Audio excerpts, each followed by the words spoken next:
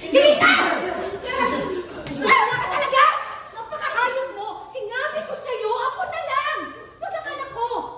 Alam mo, iyang-iya na talaga si Satanas sa sama ng ugali mo! Puwisit kayo! Bakit ba kayo nandito ba? Pumatay na kayong lahat! Anak, itigil mo na yan. Hindi ba?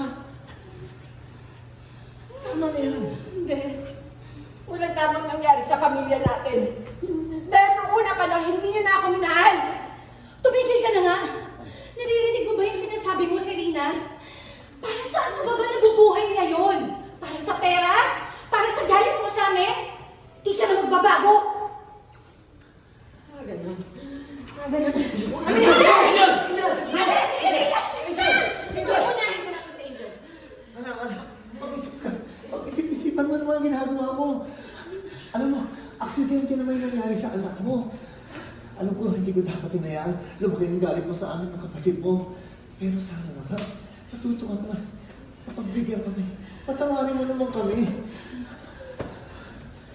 Ano nang awa, anak? Tama na. Tama na, manahimik ka! Anak, pakinggan mo ako. Hindi pwede padaan sa ganito para ang ginagawa mo.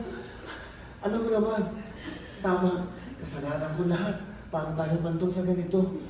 Pero hindi madadaan ng pera at yaman.